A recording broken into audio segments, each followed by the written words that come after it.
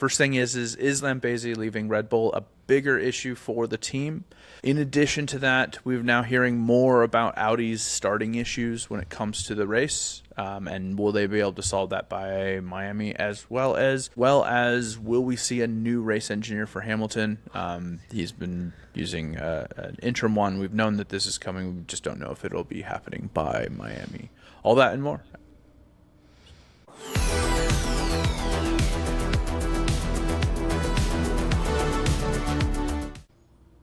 Like, subscribe, join our podcast, join the I don't know what our crew is called yet, but it'll have a name someday, and it'll be awesome. And you can join that crew for the low price of subscribing. Join now and name yourself. Yeah. We'll have a contest. Jumping into the big one, obviously over the last week in Formula One, the big news was Lambezy leaving Red Bull. Now, I know a lot of people are like freaking out about this. One thing is he can't start working until 2028, so like that's a year and a half from now, because of his gardening leave, which is probably based on his contracts and not uncommon in the sport. So when him leaving is a big deal, but I think it's more of a bigger deal because we're seeing a lot of big names leave Red Bull. Red Bull is obviously struggling. They seem to have a good power unit this year with the Ford engine, but their chassis is just not there. Now, a lot of the bigger names that have left before that is obviously prior to this season's issues. But do you think that Red Bull is kind of in a rebuilding phase? And within that, do you think they'll be able to hold on to Verstappen? Obviously, the big question kind of looming over everybody's minds with everything that's been going on. I definitely think they're in a rebuilding stage. Whether Verstappen will stay or not, I don't know. I flip-flop, There's parts of me that are like, he's said, he'll stick it out, he'll help them, whatever. But then there's also other comments you see floating around of like, if his GP was to ever leave, he would go with. And, it's just kind of, I don't know. I don't think he'll leave F1 entirely, but I could foresee him going to a different team. Yeah. I think. What do you think? I heard earlier someone had mentioned that like a possibility of like him Verstappen maybe taking like a year break and then coming back, and he's gonna have whatever seat he wants. Is it weird to sit to slow the whole show? I want to sit. I'm tired of standing. Keep talking. Yeah, so I could see him just taking a little bit of a break from Formula One and trying some other things, or just he just had a kid, and so there's also that as well. But I know we're going to be talking, and there's definitely going to be a lot of rumors with Verstappen, obviously with everything going on at Red Bull, and I don't think it's going to be as spectacular of a rumor or an actual thing that happens when it actually happens. If he does leave, I'm not saying that it's not a big deal, but I think if he does leave, it's probably not going to be until next season. So it's it would be at the end of his contract anyway, I believe. So you think he'll run out his contract and then take? I think a break? he'll run. Yeah, I think I can see him running out his contract, taking a break, doing some of the other stuff that he's been doing a lot of, like the 24-hour. Because I would assume that he would do like Le Mans. I think it'd be weird if he took a break too. Mm-hmm. I do think like I could see him running out. I do think that is like a possible scenario. Running out, take a break, join a team, make a comeback. Mm-hmm. But I don't know, that would be weird. F1 without Verstappen. Mm-hmm. I do agree, and it's one of those things where I don't think if he does leave, it's not going to be forever. It'll be for a small amount of time, and then he'll come back in some fashion. So I just think that when it comes to Red Bull, they really as a team need to kind of come together and really go, okay, what can we fix that's going to get us the best, the best that we can do as quickly as possible is really where they should be looking at. I know that's like super vague of like, of course they should be trying to find the easiest thing to fix to make their car go faster, but it seems like the chassis is just very unstable, right? So if they can find a big fix over this break, we could see them jump back into contention. I mean, I will say Verstappen is very good on the starts. He usually jumps up quite a bit, but it's pretty telling when he was having a hard time passing an Alpine all through Suzuka. So, I think that's where if they can get a little bit more performance to where he can hold or fight that midfield and become more competitive, I think we'll see them jump up to the front pretty quickly. Cool. Yeah. And then I can't wait for everybody on the internet to tell us we're wrong and we don't know anything. Yes. mere opinions and thoughts. But yes, I saw a few of those this last week. I was like, man. It's just, whenever we post something about Verstappen, no matter what we post, we get like a slew of those comments. So yeah. It's kind of funny to me. Yeah, it's always the Verstappen. I mean, he's got some hardcore fans, and I get it. Like, from a racing standpoint, like, he's a great racer. He deserves the fandom because he's very good at what he does. So, now, who may not be quite following in his footsteps, and I didn't mention this in the opener, last week I was hopeful for Lance Stroll in his debut in GT racing, but, I mean, he wasn't the worst of the worst on his team for the race. I don't know how to put that. I think they had a 430 seconds of penalties. putting the entire yeah. Like I said, I don't think he was the worst offender of penalties on his team, but yeah, it was somebody somewhere is like, this PR campaign was a bad idea. Yeah. I was hopeful. I was like, man, maybe this is gonna be his space. He's gonna do really well, and I think the whole team just had difficulty after difficulty. So, back to Formula One, I guess. Actually, this is kind of like a weird theory, but I think that they put him in his seat.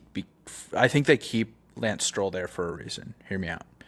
He's not a bad driver, but you don't have to pay him. Well, I mean, hear me out. You do have to pay him, but you don't have to pay him a lot because, like, he will eventually inherit billions, right? Like, you don't need to, he probably has money on the side that is more than what he is making in Formula One. But if you think about it, like, from a cost cap standpoint, if right now you get allowances for the highest cost, so that, like, some things are exempt from the cost cap, right, that Formula One has. And I think that the driver salary and your top 4 or top 3 employees are basically, those are the exempt people, which is usually going to be your drivers, your team principal, and probably your chief engineer, right? Well, if you have a really cheap like, driver, now you can basically spend more on your chief engineer or another driver or your team principal to, help drive the team. So I almost wonder if having him in that seat is more of a strategic business sense, in that we can get better talent, like bring in names like Adrian Newey, and we're not breaking the budget because we're not paying as much for him to drive as we would maybe a rookie that starts to get better with, a long-term contract. What is his salary? I think he makes like a couple million.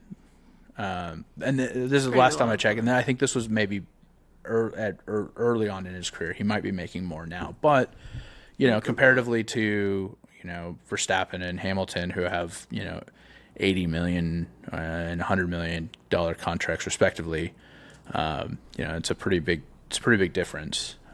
So 12 million. Yeah, I mean that's still not. I mean, that's not chump change. That's for sure. I'll take it. I mean, yeah. Does Hamilton get 60 million? So, and that's the base, and then you get like, they get like bonuses with winning or something. It's really interesting how all that works. We could probably do a whole show on like how you win money and the winning and the bonus structure, because like Ferrari could do bad but they always get a certain amount of money. It's kind of an interesting system, that's for sure. Well, other than that, in F1 news, just another manufacturer talking about their problems, and Audi coming out and talking about how their off the line starting procedure is just not quite up to snuff. I believe the race did an article on it saying that they're losing about an average of 4 positions off the line because they just can't get the starting procedure right. So definitely something that they'll need to work on, because it seems like they have speed. I mean, Bortoletto and Hülkenberg have both had pretty decent races the last 3 races. So if you're not losing those positions off the line, if you can get that figured out. And I know that the starting procedure has always been kind of an interesting one. I know Mercedes has complained about it, and we may see a possible change because of obviously with the FIA meeting and going over new regulations and looking to maybe make some changes before Miami. It'd be interesting to see if they change that startup procedures, because obviously Ferrari had identified that it was going to be an issue and built their car around it. So obviously they're like, well, no, we saw this, we built the car, we figured it out, you guys didn't. So I could see where they would be like, no, wait, hey, we read the rules, we built the car, we built it right. So that's a long roundabout of saying like now Audi is really having to focus on these startup procedures, whether they change or not. Losing that many positions off the line is never a good thing. No, it's not. It's not ideal to start backwards. Yeah. Yeah, it's just, when you have these long breaks with Formula One, it sucks. Yeah, sometimes it's really eventful and sometimes it's not. And right now it's not, because it's a lot of the same. Will Max Verstappen leave? Will Aston Martin actually have a car? Why are they making this weird car that we keep seeing all over the internet? The all these different like weird. Wait, what's things. The weird car that you keep seeing all over the internet? Oh, you haven't seen? I don't think I've seen it. Oh yeah, here let me just. I found my TikTok feed has gone down like a weird road of like beach combing. I don't really know how I got on that side of TikTok, but I'm just watching people pick out shells out of the ocean. I don't know what happened, but so I feel like out of the loop. I'm not mad about it. It's kind of fun to watch people pick up shells. Yeah, it's kind of hard to see, but this is the... Oh, okay, no, I did see that. Okay, but I didn't realize that was Aston Martin. I thought that was just like a derpy car. Well, I think it's a little of both. But no, apparently I scrolled past that. I was like, what the fuck is that? I scrolled past right? I was like, I saw it. I'm like, well, that's an interesting one. I think apparently it's just a custom ordered car for someone. But because it looks like a Formula One car and like a hybrid, it looks like a lot of cars had a really ugly baby. A lot of it was interesting, and I think that was been floating around over the last week. Yeah, okay, that's funny. But yeah, you're right. It's just a derpy car. I scrolled past that so fast, dude. Yeah. Other race news. And you might want to take this one away because you know a little bit more about NASCAR than I do. But I don't know if I know Ty Gibbs winning his first race. Pretty dope. He did everything right. Like, off of that last yellow flag start, he did everything right. Because Laney can sometimes, like, he's pretty good at, like, he's really fast. His pit stops suck. But he's really fast and he's really good at getting around people.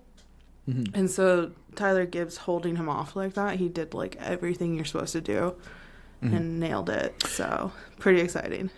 Yeah, it was really interesting. The first time watching a NASCAR race all the way through, and it was really cool to see their kind of like not finishing under yellow flag restart rules. Mm-hmm. So it was really interesting to see how that procedure goes, and if Laney was able to get in front of him. Then they would go another round, and so it was really cool to see that. And it was really great. I mean, yeah, I would say Laney's pit stops really held him back multiple times throughout the race. Just watching through it. So. I think his pit stops rank like 35 or something. Like he has one of the worst pit stops timing that like set him back a lot, which is funny because he's one of the fastest cars. So yeah, and you could definitely if I don't think if it wouldn't have gone to caution, Laney would have won that. New tires, he had gone from 7th to 2nd with 3 laps left. And it. But great racing, really good to see, really fun to see. I'm excited to continue watching. I was going to say, races. that was your first NASCAR race. What's your hot take on that? Yeah, it was a lot of fun. Your first start to finish NASCAR race. Yeah, it was interesting. Obviously, coming from the like qualifying procedures of Formula One to NASCAR is really interesting. Just one car at a time goes out, and whatever, put your belter down and. It's either good or bad. Was really interesting. I didn't quite understand what they do in the stage breaks. Like, do they all pit? Do they all have to stop? Do they just keep going? I guess I don't understand what those stage breaks are for. Because they would always cut to commercial. I didn't quite understand what they're... I think they do like a slower lap. Like, I think they have like a slow lap, and I'm sure I would assume they would like pit or something, but because the pace car comes out, and so they definitely slow down. Yeah, the pace car comes out, but I don't know. It's just weird because like obviously some people pit. Google say. So let's see. Stage breaks in NASCAR introduced in 2017 are scheduled pauses in the race that break it into 3 or 4. Distinct segments. They serve several purposes. Award points and playoff points. At the end of each stage, the top 10 drivers earn extra championship points.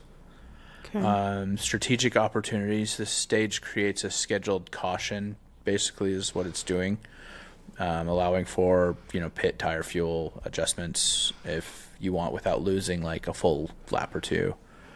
Commercial break for obviously the network, and just more competition, as well as I guess it gives them probably a chance to reduce the debris from the track because I noticed every caution that they had, even if like the car actually they didn't crash, they had the sweeper out. So it's just basically to give a little bit of a break to like a water it's like a water break.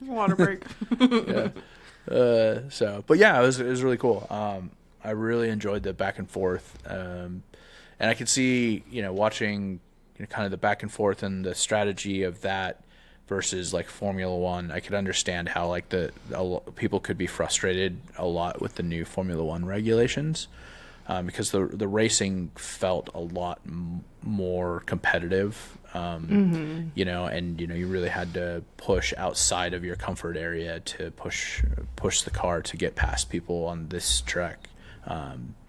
Bristol is it's a really short track. It looks like it's basically inside a football stadium. Yeah, I think it's like a 1.25 miles. Yeah. Where like the speedway ones are like 2 miles.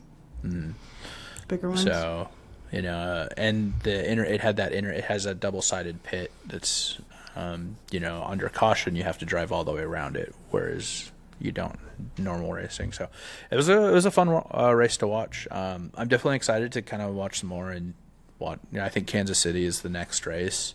And I just realized that Talladega is not that far away from where I live, so I'll probably get a cheap ticket to that and head that way. So yeah, I wanted to go, but it's okay. Yeah. As long as you vlog for us. Oh yeah, no, Emily's coming with. Yes. So it'll be interesting to see I'm definitely, I think afterwards, I want to do a video of like an F1 ticket versus a NASCAR ticket, because I'm curious as to what we get out of the ticket that we bought and versus what we got, because we went to Miami, the F1 race in Miami a couple of years ago. And so I'll be curious to see the difference, because I know the F1 ticket is pretty expensive comparatively. But yeah, I'm excited to kind of see the differences of what you get, because the ticket that I got is like pit access. It has pit access, and that may be not as big of a deal with NASCAR as maybe it is like Formula One. Pit access is a $20,000 ticket. It's not cheap. So, I think it'll be fun. I'm excited. I'm excited for you to report back. Yeah. And the other thing is I learned that I am not good at picking drivers. I know. Your 97 took out a chunk of people. Yeah, I know. Van Ginsberg took out basically everybody. Oh man, I felt bad for the 48 car. I forget who that is. I forget his name, but first race back. No, he's had vertigo and gets taken out. Yeah. Who is that? I can't remember on his name. 48. Where are you? Oh, Bowman. Yeah. Alex Bowman. Yeah. I was going to say, so who's your favorite drivers? Let the world know. Let the world know who your favorite drivers are. Let the world know who your favorite drivers are. Are you trolling me? No. Maybe I'll do good ones. It's not like I just need to pull their names up, because what? So 22 Joey Logano. Yeah. I really liked I watched both seasons of that NASCAR documentary, and he seemed like a genuinely decent human being. So I'm not to say that the others weren't, but he just seemed like pretty down to earth and cool. So I was like, at the end of the second season is when he won his third title. So that was cool to see. And then William Byron. Yeah, 24. I like kind of the story behind, starting as an iRacer, getting into, and that was kind of when it was really what do you do? It sounded like that was when it was really what? You're gonna go from computers to cars. So now it's not uncommon as much. So I think that was pretty cool. And then Suarez, number 7. Who is Max Verstappen's brother-in-law? Yeah, that's kind of why, because I was laughing because we were watching the documentary, and it's like blah blah blah Piquet. I'm like, oh, that's funny. I wonder if that's Max Verstappen's wife's sister. Sure enough, I'm like, oh wow, she's race royalty. She's married. They just had a kid, I believe. But yeah, I was like, oh wow, this guy's Thanksgiving is with Max Verstappen. I mean, I'm sure, I know it's ironic, but I'm sure nobody in those households celebrates Thanksgiving, ironically. But yeah, I was laughing about that. I was like, oh, okay. So I follow them because that's just kind of fun. So I think that's all of them. I thought you had one more, 97. 97, Ginsberg. Van Ginsberg. Australian. I like him. He's an Aussie driver. Aussie. So he's at Trackhouse. I think he just started at Trackhouse as 97. But he's really good on road. Supposedly, his talents are really more the road courses, which I'm really excited to see. The road course. I didn't realize that they just did COTA or circuit in Texas, in Austin, which would be fun to go to for NASCAR and then go back for Formula One later in the year. That would be cool. So maybe next year, comparing the two tracks. I'm not trolling you. I'm just... That's cool. Who are your favorite... I like William Byron. Tyler Reddick, who won. Reddick, he's cool. Bubba Wallace, I think he's kind of sassy. And I like a little attitude, you know? I don't know. It's because I got attitude. They resonate. I also like Carson Hocevar because I think it's funny when he takes people out. Sometimes I wonder if he just gets mad and just starts taking people out because I would do that. I'd be like pissed off. 77. Yeah. Okay. I was wondering about that. He had a very I was thinking from Formula One, Magnussen, a very like Kevin Magnussen vibe to the driving style while I was watching. Yeah, the bumping. I love that though, when they start bumping each other. Well, it's funny too because like some are bumping to like try and get past, and some are bumping to help out. You know, it's I know. So I think that's the tough bit is with so many cars on the track trying to understand like who's probably helping who and who's probably not helping. You know, so that'll be fun to think about. I was gonna say, and there's a lot of. I feel like I'm still learning, you know? Like, I feel like I know kind of the big players, but I'm still learning the teams and the dynamics, and it's been fun, I have to say. Been interesting. Yeah, I like it. And I'm like, I was talking to Emily, and we live, like, in between every single race. We're, like, all the big races are, like, all around us. Within a couple hour drives of you. You're, like, in a great location. But yeah, we're like right in the middle of all of them, so definitely go to a couple at least. Awesome. Well, that's our podcast. If you enjoyed it, please like and subscribe. Follow us on TikTok. If we get enough likes, my brother will do the bad romance dance. You're still on that, huh? I just want to see you do it. I don't know. Someday. We'll get there. Someday. But yeah.